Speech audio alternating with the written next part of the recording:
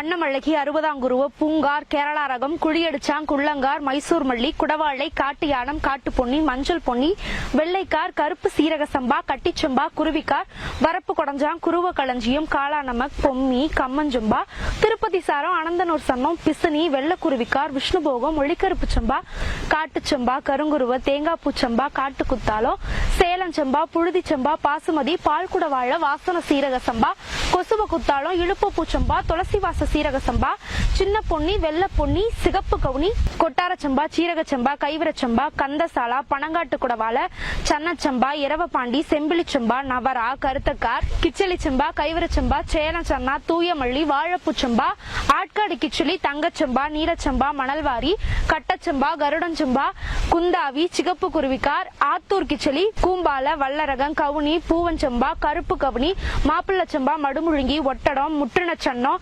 சண்டிகார், வாடன் சம்பா, சம்பா மோசனம், கண்டவாரி சம்பா, வெள்ளமிளகு சம்பா, நீலஞ்சம்பா, காடக்கழுத்தான், ஜவ்வாது மலனல், வைகுண்டாங், கப்பக்கார், களியஞ்சம்பா, அடுக்குனல், ராஜமன்னார், செங்கார், முருகன்கார், சூரக்குருவை, சூளக்குணுவை, வெள்ளக்குடவாளை, நொருங்கன், பெருங்கார், பூம்பாலை, வாளான், கொத்தமல்லி சம்பா, சொர்ணமசூரி, பயங்கொண்டாம், பச்சை பெருமாள், வஸ்திரமுண்டாங், கோணக்குருவ, புழுதிக்கார், கருப்பு பாசுமதி, வீதிவிடங்கான், கண்டசாலி, அம்யோமோகர், கொல்லிக்கார், பெரும்கூம்பாலை, டெல்லி போகலு, கல்லுண்டை, கல்லுருண்டை, ராஜமுடி, கச்சக்கும்பாலை, மதிமுனி, ராஜமுடி, 60ஆம் சம்பா, காட்டு வாணிபம், காஷ்மீர் தால், கார்னல், ஹாலு உபலு, திமாரிக்கமோடு, மல்கமோடு, சித்தசனா, கட்கா, செம்பாலை, சிங்கினிக்கார், மிளகி, வால் சிவப்பு என்று 153 பாரம்பரிய நெல் வகைகள். மண்ணில் எதை போட்டாலும் மக்கிவிடும், விதை போட்டால் தான் முளைத்து வரும். அந்த வித்தையை கற்றுத்தந்த விவசாயிகளுக்கு சொந்தமான டெல்டா மாவட்டத்திலிருந்து ஆரூர் தமிழச்சியின் தலை நிமிர்ந்த தன்மான வணக்கங்கள். ஓய்வூதியம் இல்ல, வைப்பு நிதி இல்ல, மாத சம்பளம் இல்ல, முன்னுரிமை இல்ல, தான் உழைப்புக்கு மரியாதை இல்ல, தான் உசுருக்கு மதிப்பே இல்ல, இருந்தும் உழைக்கிறான் பாத்தீங்களா, அவன் தான் விவசாயி. தன்னுடைய உழைப்பு திருடப்படுகிறதுன்னு தெரிஞ்சும் இன்னும் உழைக்கக்கூடிய 2 உயிர்கள் இந்த மண்ணுல இருக்குன்னா அது தேனியும் விவசாயமா மட்டும்தான் இருக்க முடியும். இதுக்கெல்லாம் காரணம் என்ன? கணினியில வேலை பார்க்கறவன மரியாதையாவும், காட்டுல வேலை பார்க்கறவனை கேவலமாவும் நடத்துற இந்த சமுதாயத்திற்கு தெரியல.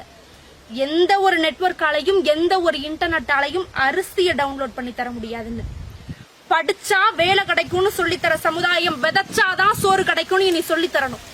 அப்பதான் விவசாயி வாழக்கூடிய நிலை இந்த தமிழகத்துல வர முடியும். ஒருவேளை உப்பு தண்ணில விவசாயம் செய்ய முடியும்னு ஒரு வாய்ப்பு இருந்திருந்தா தான் கண்ணீர்லயும் விவசாயம் செஞ்சிருப்பான் விவசாயி. நம்ம நாட்டுல எல்லாருமே விவசாயியா இருந்திருப்போம். எப்போ அப்படின்னா, விதைச்சா பணம் முளைக்கும்னு ஒரு வாய்ப்பு இருந்திருந்தா நம்ம எல்லாருமே நிச்சயம் விவசாயிகளா இருந்திருப்போம்.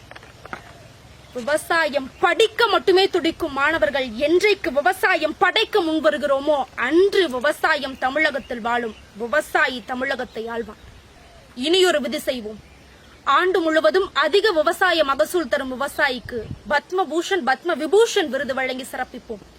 அப்புறம் வழங்கலாம் ஆசிரியர்களுக்கும் அரசு ஊழியர்களுக்கும் ஓய்வூதியம். உலகையே உள்ளங்கையில் கொண்டு வர இங்கு எல்லோராலும் முடியும். ஆனால் உள்ளங்கையில் உணவை கொண்டு வர விவசாயியால் மட்டும்தான் முடியும். பணம் பார்க்க இங்க 1000 வேலை இருக்குங்க. உணவை கையில எடுக்க ஒரு வேலை இருக்குன்னா அது விவசாயமா மட்டும்தான் இருக்க முடியும். ஏற்புடிச்சவன் ஏமாளியும் இல்ல, மண்வெட்டியை எடுத்தவன் மடையனும் இல்ல. இதை இந்த சமுதாயம் புரிந்து கொள்ளக்கூடிய காலம் வெகு தூரத்திலும் இல்லை. நன்றி, வணக்கம்.